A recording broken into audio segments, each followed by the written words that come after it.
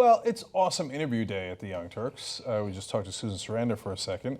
And now Joss Whedon all of a sudden out of nowhere! Okay, so Joss has Just done... had a stroke?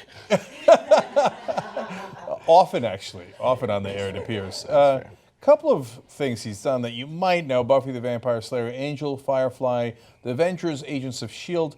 If you ever want to start a nerd fight, ask him what's their favorite Joss Whedon show or movie. No way, man, Firefly's better, no, Buffy's better, and it goes on and on. I think it sounds a little more like, well, I think Firefly is quite the thing. I think they're very civilized, my fans. Is that right? They're all having martinis, yes. Yeah, I don't know that martini is the drink of choice for nerds.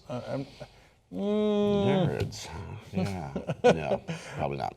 Okay, and let alone Avengers okay, all right.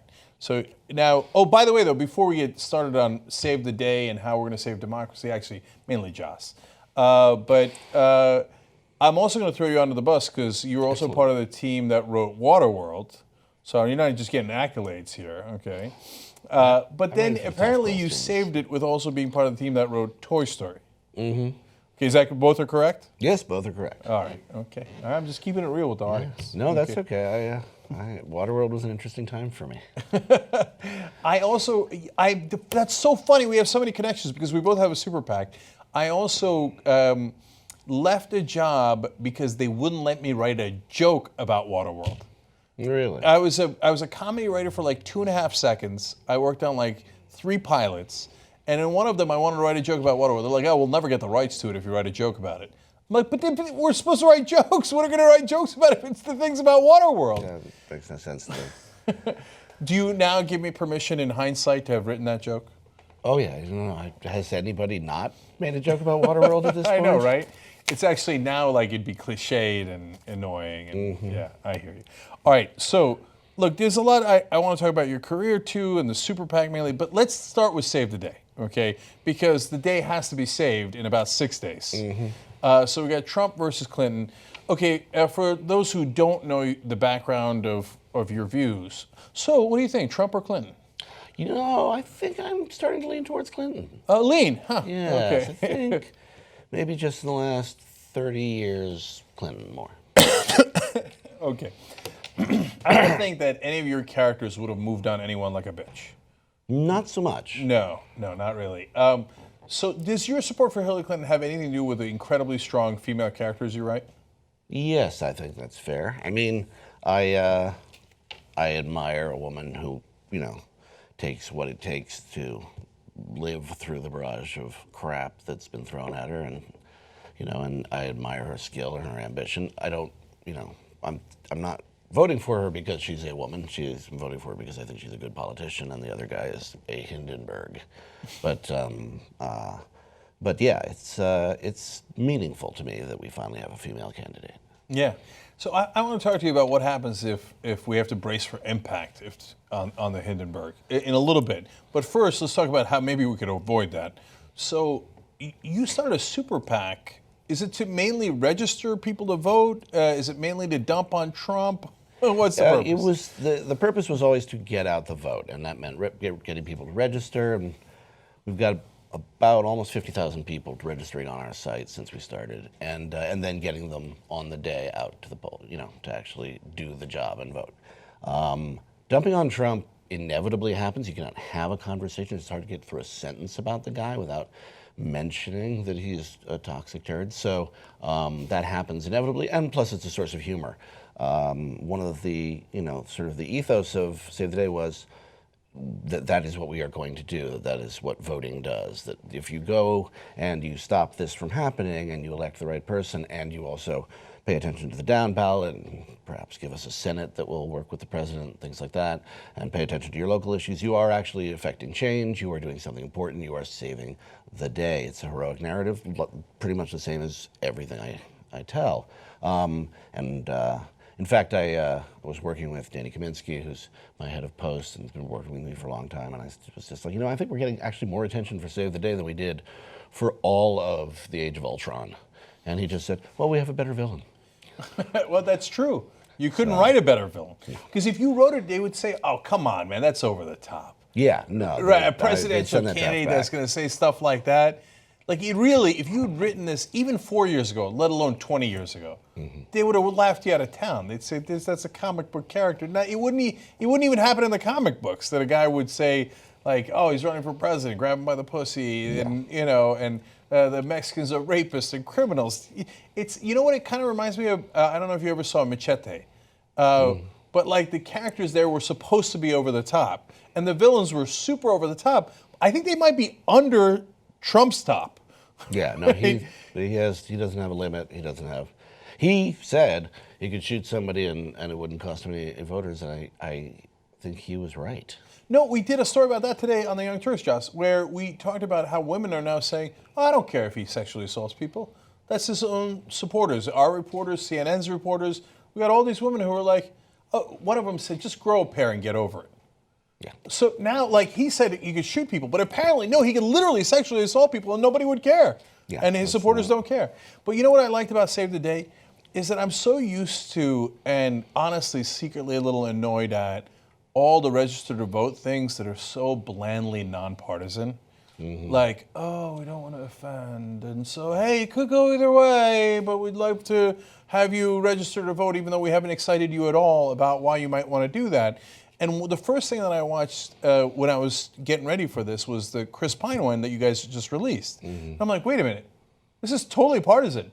It's totally making fun of Republicans. Yeah. I'm like, I can see that. It's definitely happening.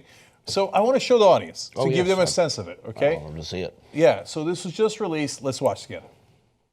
I will say, at first, we had such high hopes for Leonard.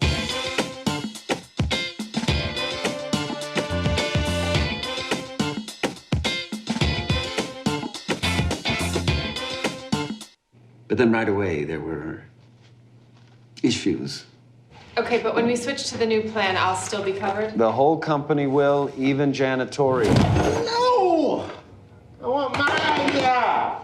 What idea? That we don't do that! What do we do instead? Well, not that! How come janitorial has all that health stuff? They don't even have cool ties. I don't see how that. I'm shutting down the company. Okay, you can't just shut down. the La company. la la la la. Shutting down the company for a month. I still get paid. He can't just do that, right? Well,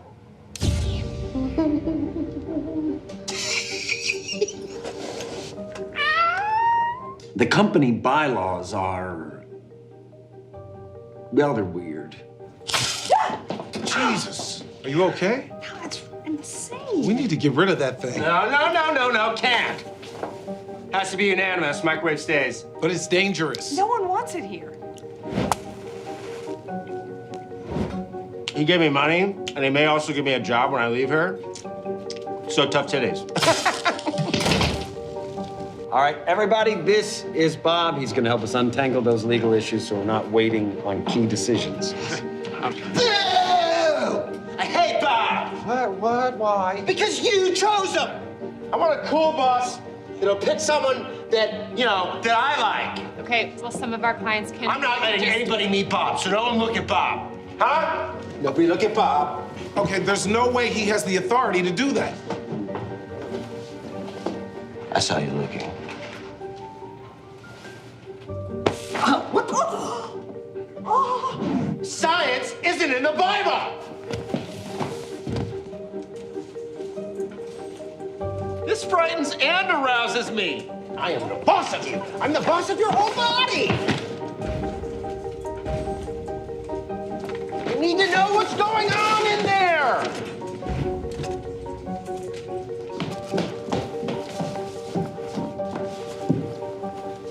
Where's the cake?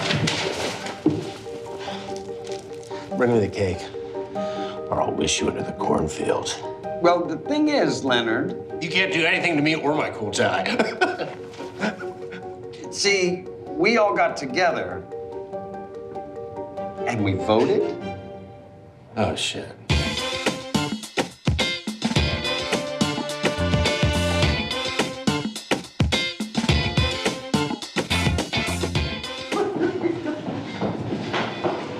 You're still gonna hire me, right? The fire tells me secrets.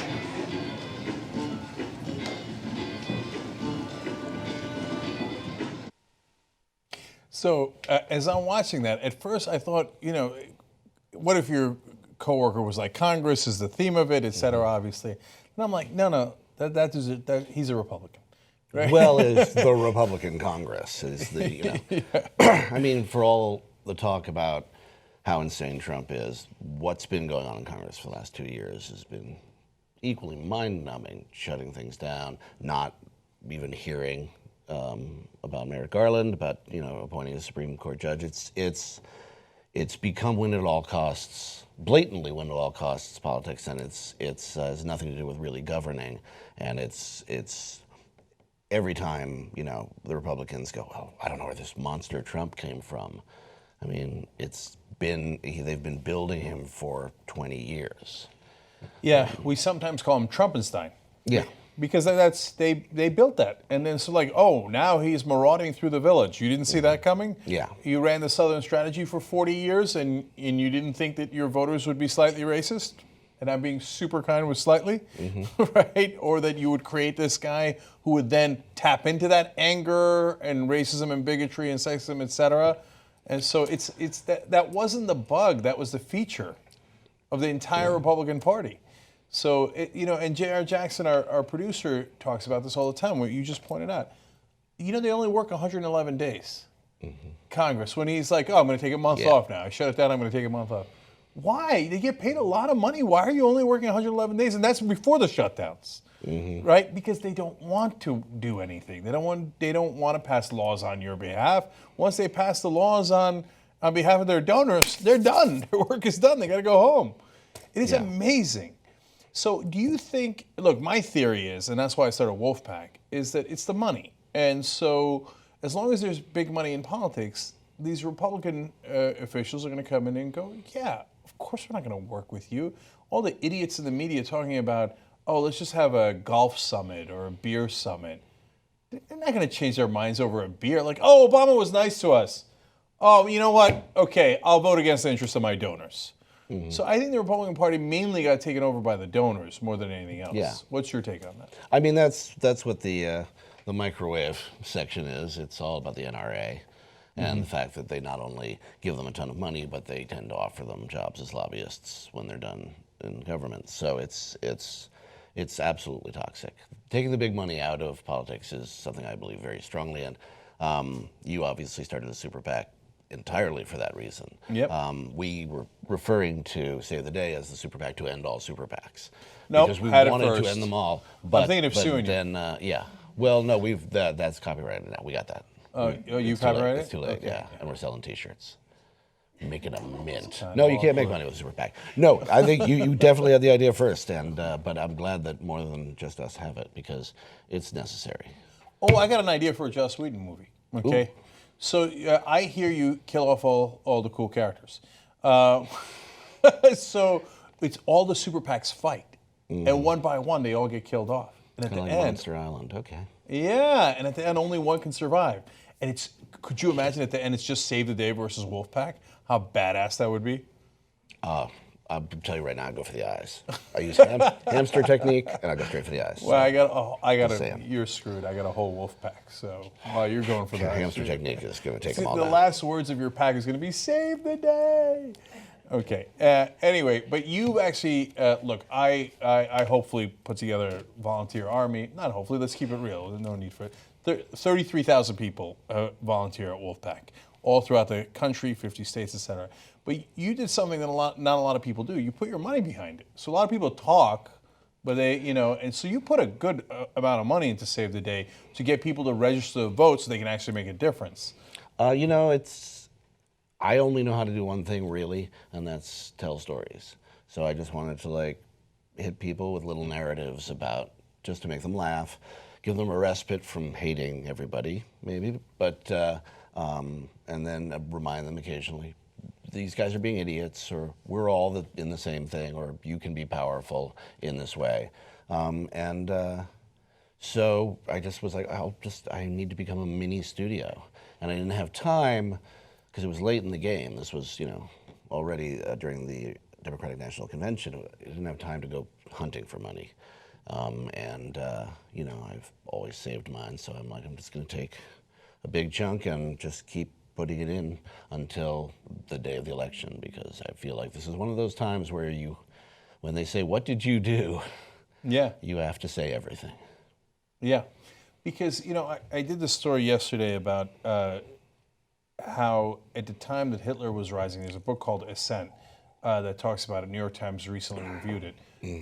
You go through the newspaper clippings as they did in the book, and it says, "Oh, he's just a dunderhead, a feckless guy, not going to be able to take power, right? Won't be able to get anything done." And you hear it and you're like, Jesus Christ, that's exactly what they're saying about Trump. And I mean, how worried are you? We're 6 days out here and he's in the last two polls leading by one nationally, leading by 4 nationally in the LA Times poll. Now there's some that Hillary Clinton is leading to, a combination of the polls, she's up by a little less than 2 points now. How could she be this close to this? Like, okay, you know what, let's talk about that.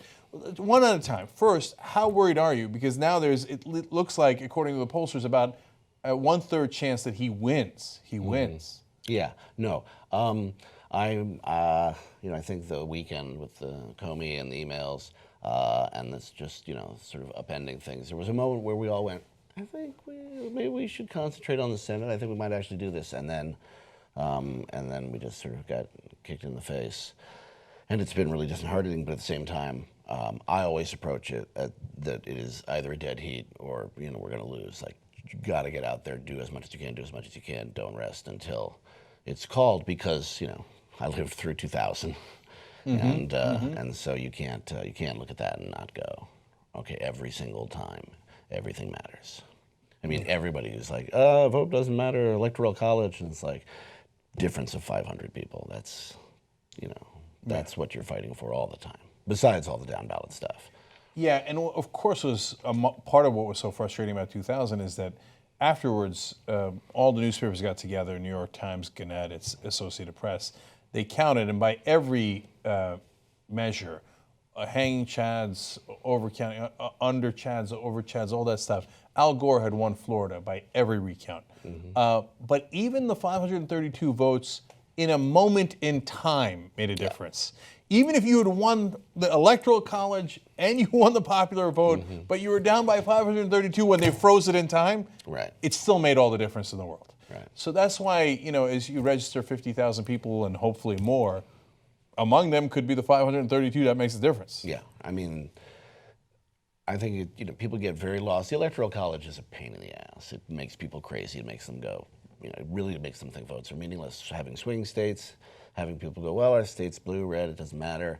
But I think that's very short-sighted, and it makes me crazy when I hear people going, I saw a guy, excuse me, at an energy, sort of little energy summit, and he was wearing a shirt that said, "Fuck politics, vote Bernie." And I was like, you're everything I hate.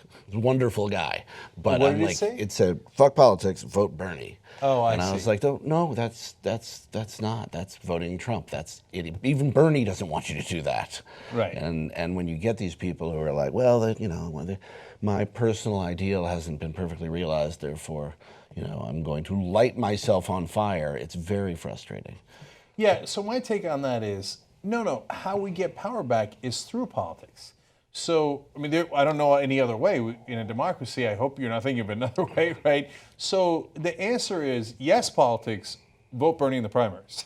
Okay, and so, and even, like if you, for example, if that guy really followed through in the general election, and let's say he wrote in Bernie Sanders. Some people want to do that, obviously, there's other choices, et cetera. But Bernie's not going to win with your write-in vote. Like I wrote in against Obama in 2012 in the primaries because I was dissatisfied with Obama as a progressive. I went and wrote in Larry Lessig. I was under no illusion that Larry Lessig was going to win the California primary, right? Larry Lessig's the godfather of getting money out of politics, right? So, but I didn't do it in the general election because in that primary it didn't matter, right? And so that's a literal protest vote. Like, I'm unhappy with the guy. I'm going to make my voice heard in some tiny, tiny way. But in a general election, you got the choice you have. You know who are the possible people who can win. So that doesn't mean you give up. It's not like the election is, and that's it, we're done. Everybody pack it up. We're not going to do anything after this election. We're not going to do activism. There's never going to be another election. No, you live to fight another day. Under Trump, we're not sure that happens given his views on the press, the First Amendment, let alone everything else. Environment. I mean, we literally will start to die. Yeah, and Al Gore came out and so look, he hasn't been around very much. So it's not like he's looking to get into the press. So given that context, it apparently takes him quite a lot to come out. And he came out and he's like, look, what are we going to do to the environment for 4 years under Trump? He's going to pull us out of the Paris Accords. He's not going to do anything about climate change. He's going to roll back all of Obama's environmental, but that's mental. Yeah. We're literally burning down the planet. And so if you've got to me, part of what we do at Wolfpack is we have a real political strategy. So we go state by state to call for a convention, and in the convention you could propose an amendment, right? That's in Article 5 of the Constitution, right? So it's not asking pretty please, it's hardball politics. You go into a state with carrots and sticks. So we can do favors for politicians and we could hurt politicians. That's hardball politics. That's not fuck politics. That's use politics to get what we need. And what we need is an amendment, in my opinion, to get money out. That's the revolution. Amendments are revolutions, not elections. So, but in the meantime, we could have a counter-revolution of Trump. Well, I think, I mean, my strategy obviously is more complex. I ask movie stars to act like idiots. And so that's a little bit different. But, obviously the least interesting thing about the Trump movement is Trump. Like, he's the worst spokesman for anything. He's the most self-sabotaging, but the fact that he cannot be stopped in whatever he's doing is about a kind of anger that's been bred, and it's about like some very real problems in the country that aren't just some people are racist. And so that is such a massive force, such a wave, and just gets bigger. And because people go, oh, I don't have to care. After all the years of seeing people, blatantly saying one thing and meaning another, and after all the years of a lot of anger that's really been created by the Republican Party. That's the amazing thing, and they always manage to roll it over. It's like when the economy collapses, the Tea Party comes in and say it was too much regulation, when it was clearly not enough regulation. And so they find a way to make everybody angrier at the government when they've been trying to stop the government from doing its job, and that's the problem we've had. Not that Clinton wasn't involved in deregulation, not that, the pattern hasn't been going on for a long time, but they really made things fall apart and then very quickly went, oh, isn't that terrible how somebody else did that? Let me pull this out of this hat. And then, so people just stay angry. And they stay angry at the idea of government. And then, so when this happens, it's an avalanche, it's snowballing. And I think liberals, by definition, are questioning themselves. They're trying to see both sides. And liberals, by definition, in this country, are attacking each other like Wolverines. They just cannot, get along. If you think something that's one shade different than I do, then we are mortal enemies, which is idiotic. And even though a lot of people have come together because of Trump, it's still, I think people don't really understand what the Trump movement is. It's not, that guy is so idiotic, it can't happen. It's not about that guy. It's about whether there's any good faith in the United States government as a concept, and honestly, there's not. And so the people who are sitting around in their dorm rooms going, 6 of 1, are the worst human beings on the planet because they can know better and they should. Okay, well, so some of them are going to get pretty pissed at you, so that's going to be awesome. So I want to come back to that in one quick second, but let's note for the record, I did not know that Wolverines attack one another.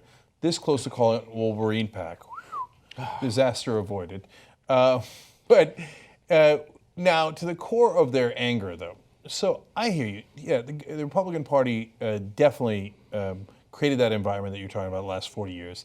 Grover Norquist, I believe, said we want to shrink government to the size where you could drown it in a bathtub.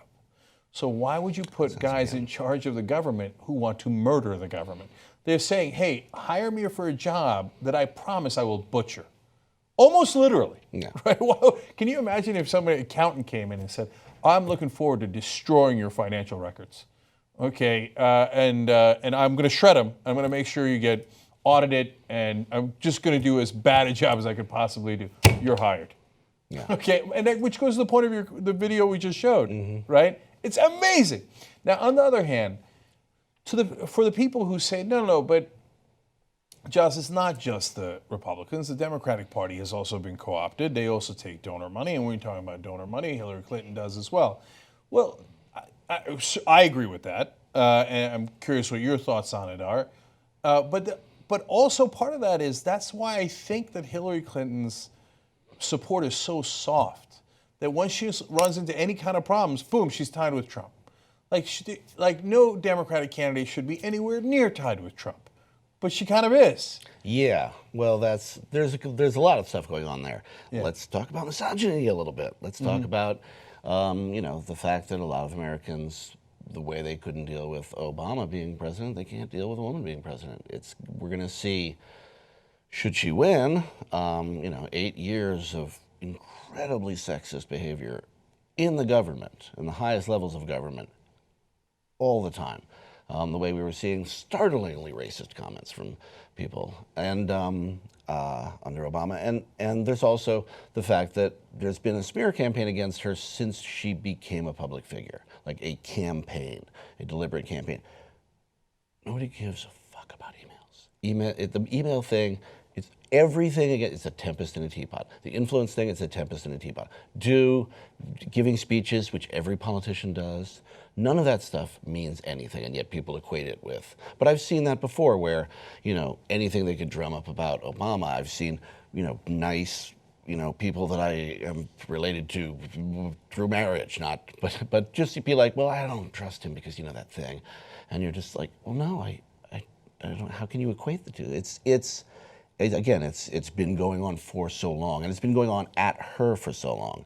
But the other thing is that because the Republicans I was like, they're dragging it to the right. I'm like, what is the camera seeing? Is it seeing me go to the right? Yeah, okay. I'm like, this is right. But you've directed a couple of things.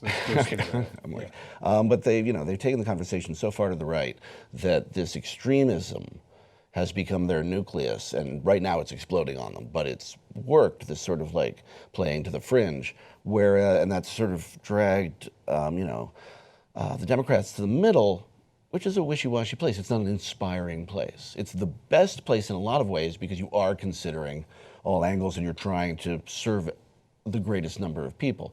But it was also very galvanizing to have Bernie come in and say, hey, socialism, that was a grand idea. That was people trying to help each other. It wasn't some evil scheme. It evolved into totalitarianism, but the thought, the idea of it was extraordinary. And let's go back to some of these ideals that we've lost. And that was not only interesting, but sexy for people to hear. And when they lost that, they sort of went, okay, now here we are again in the compromised, wishy-washy middle. But the fact of the matter is, that's the middle. This is a gaping abyss with lava and dragons. And I don't understand how it's not the people who are supporting Trump because they're dealing with different issues about, what they've been told for all these years and what they feel about the government leaving them behind. And yes, Democrats take money as well. Everybody's going to do that. When the system is created, people use the system. But it's the people who are here who are sort of, liberal or left-leaning or centrist, and they're going, I just don't think it's worth it. Or I'm going to, throw it away on Jill Stein, or Gary Johnson. That's what I find like just baffling. Yeah. So, look, there's a lot to cover there. Let me just try to synthesize as quickly as I can. First, I think that third-party candidates in a crazy, wild election like this, 3-4 months ago, had some chance. And so I think that was an interesting dialogue. And I've interviewed Jill Stein now 3 times. I interviewed Gary Johnson, and I think that they should have had an airing, and I think the media should have covered them more. Having said that, we're 6 days out, and the last poll had them at 3% and 2%. So if it was a dream that you had, okay, maybe next time. But it's not a. It ain't baseball. It's just like there's a point at which you have to win, right? And so those guys at 3% and 2% are not going to win.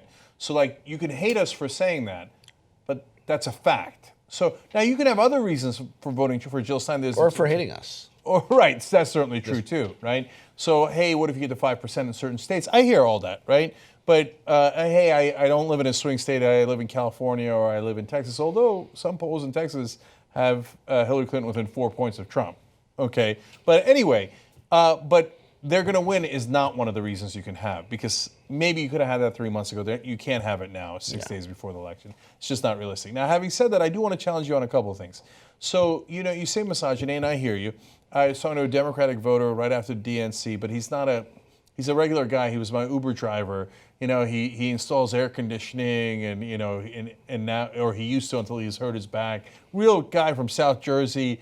And he's like, I don't know, man. I'm like, why don't you know about Hillary Clinton? And I thought he was going to say corruption or something. He's like, no, she's a woman, what are you going to do? And I'm like, I don't know, vote for her. So does that exist even among Democrats? Yes. Okay. But I know you support Elizabeth Warren. You wanted her to get into the race way early on, right? If Elizabeth Warren was running now, despite the misogyny and the sexism that exists in the country, I think she'd be up approximately 15 points on Trump.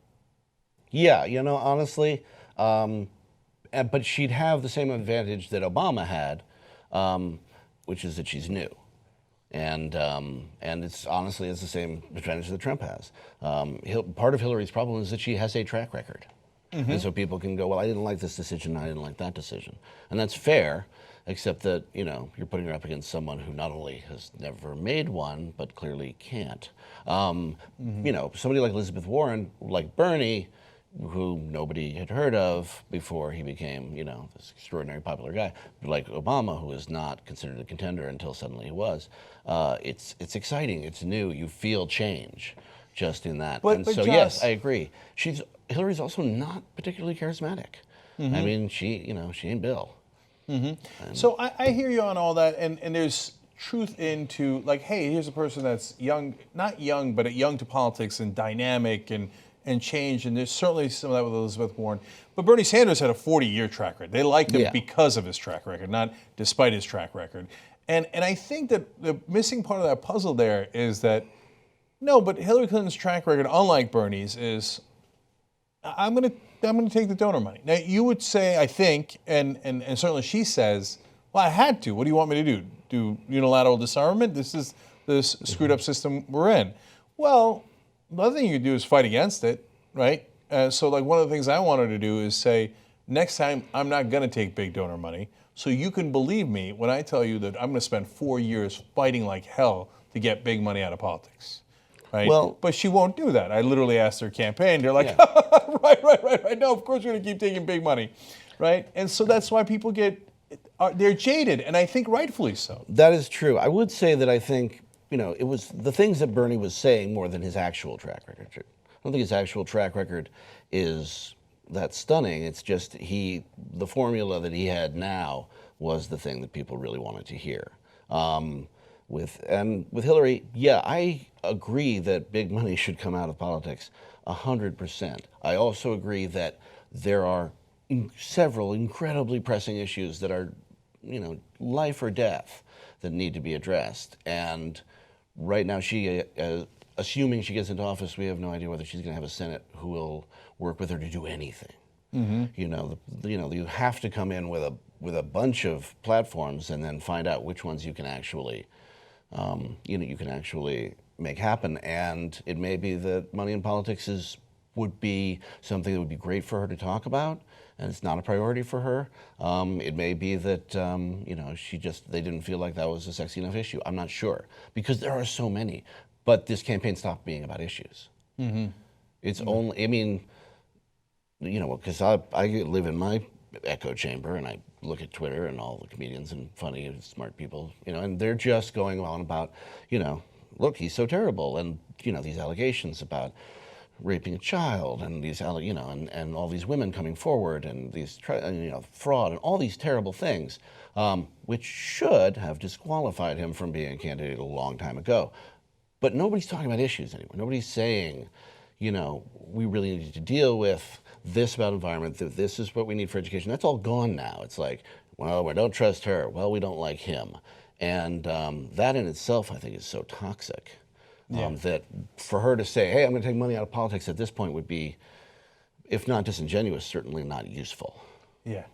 Well, I hope to God that she tries. I'm not holding my breath, and I think it's an overwhelming issue.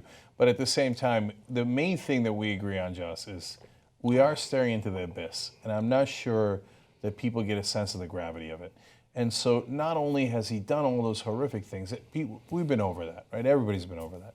But he's also grotesquely incompetent. And people forget the damage that could cause. I say forget because we had George W. Bush. He's even worse than Bush. And Bush left office with about a 24% popularity rating because even Republicans were like, "Ugh, that was embarrassing." Yeah. The greatest economic crash of our lifetimes, the greatest foreign policy bungle of our lifetimes in Iraq, etc. And let alone that he didn't protect us on 9/11, let alone that he didn't catch bin Laden, let alone everything, right? And so when you have a serial bungler like Donald Trump, in the great, phrase of Ann Richards about George Bush, he was born on third base and thought he hit a triple, right? Trump was born on third base and thought he kicked a field goal. Right? So he is worse than Bush. God, the trouble he's going to put us in. And anytime people say, "Oh, he won't really do it," I'm like, "Oh no, we're in a lot of trouble," because that is the number one warning sign for you're taking him too lightly, and he might actually do the monstrous things he says he's going to do. And people are like, well, he's going to leave that to the people around him. The people around him are Mike Pence. Mike Pence is a terrifying thing. Let alone Newt Gingrich and Chris Christie and the bumbling yes men that he surrounded himself with his whole career. And Ben and Ailes, who are two of the creepiest people. I mean, he's gone. He's made a public statement like, it's like Sinister Six. I don't know, Suicide Squad. It's like, who are the worst people? I want only them. I only want the worst. That guy has a shred of humanity. Get him out of here. Get him out. It's ornery. It's like, I want to see how bad I can make it and still have you vote for me. Yeah, you accidentally did a good Trump impression in the middle there. Get him out. Get him out. That's what he does at the rallies. Yeah. All right. You guys got to get out and vote. So save the day. That's what it's all about. SaveTheDay.vote. Register, vote. Because if you don't voice your opinion any way you want to, right? If you don't vote, then you lost your voice. What's the point of a democracy if you don't participate in it? What's the point of getting worked up about any of this stuff if on the day that it matters, you don't vote? So that's why I love what you're doing, Joss, and I really appreciate you coming on the Young Turks. Thank you. I appreciate what you're doing as well. Thank you.